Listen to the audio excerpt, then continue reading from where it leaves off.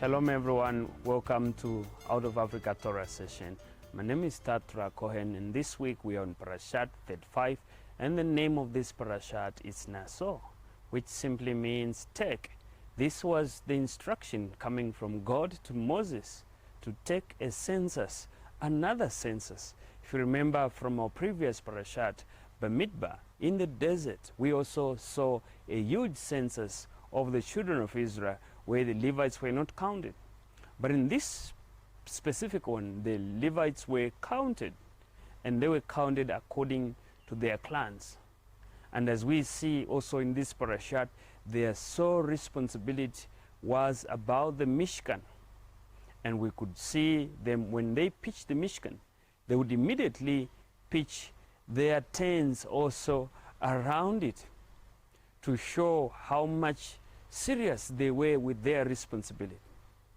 And we saw from the previous Parashat that the reason why people were being counted, tribes were being counted, was mainly for responsibility, so that they can be given jobs according to their clans, according to their tribes, according to their households.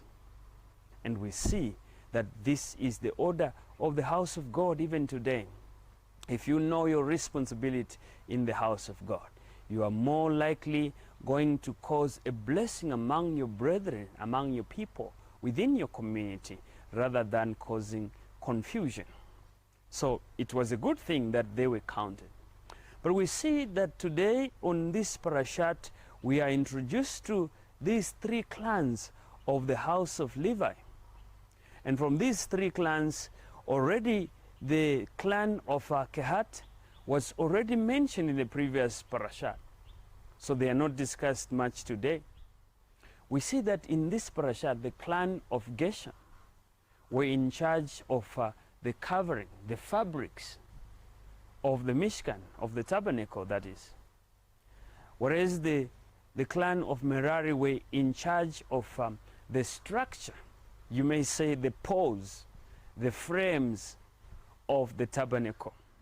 So we see as the Parashat develops that it mentions some of the very interesting things.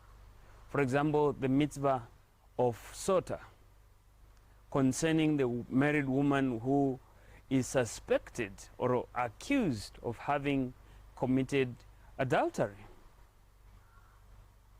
And later on we see the instruction prior to that.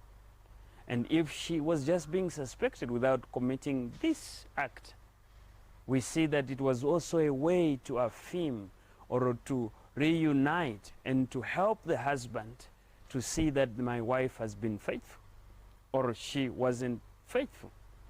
And measures were to be taken prior to the mitzvah of Sota.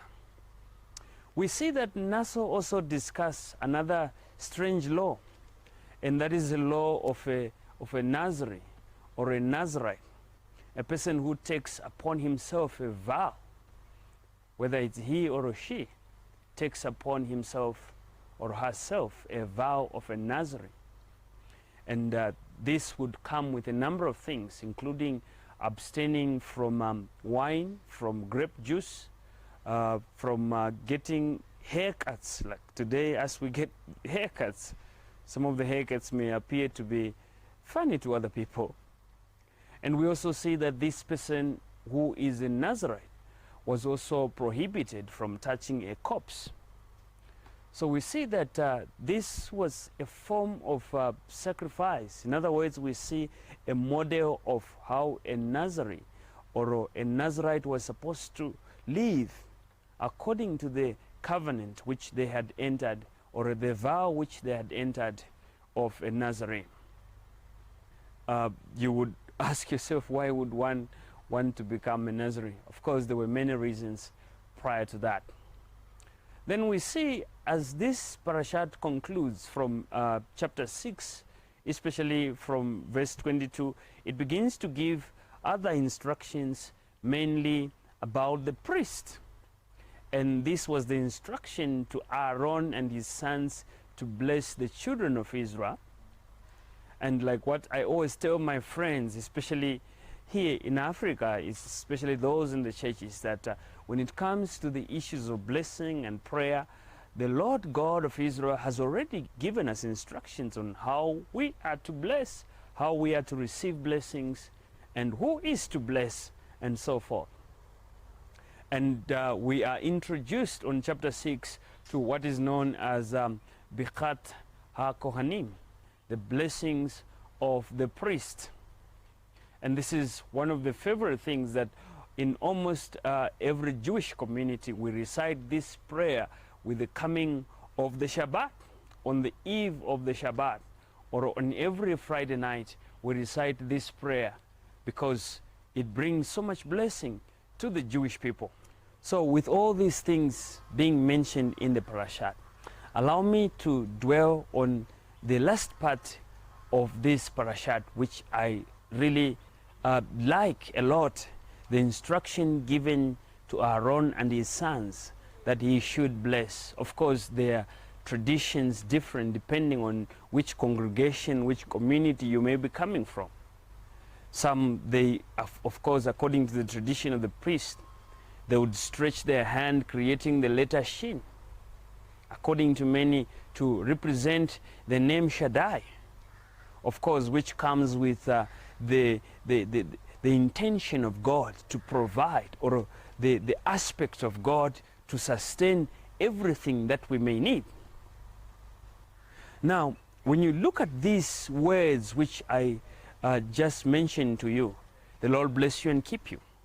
May He shine His divine face upon you and be gracious to you. And may He raise His divine face towards you and grant you peace. When you look at these words clearly or in depth, they begin to show us that these are words which convey our deepest yearning from our Divine Father, the things that we long for. And we long for His blessing upon our life. And we long for safety, protection. These are some of the things that God promised us. And when we say this blessing, we affirm these things in our very lives, in our communities, in our families. We also yearn that He illuminates Himself. May He shine His face towards us. May the light of God be eminent in our life. And we also yearn for His love. Who amongst us who doesn't want to have the love of God? I, for a fact, want to experience the love of my Father, the Creator of heaven and earth. And at the same time, we see that we yearn for happiness, that may things go well amongst us as an individual, as a community, as a family, and eventually as a nation and as a people. We also yearn for the peace, the shalom. I like the Hebrew word shalom. It comes with the notion of completeness, wholeness, and being in good health. These are the things we yearn for. And finally, we yearn for connection between us and Him, between God and His creation. And this is evidenced in the prayer or in these instructions given to Aaron and his sons, Birkat HaKohanim, the blessings of the priest. So I pray that as you study in this parasha, as you go through this parasha, may you find the blessings of Adonai upon your lives. May you also find peace, safety, and tranquility upon your life.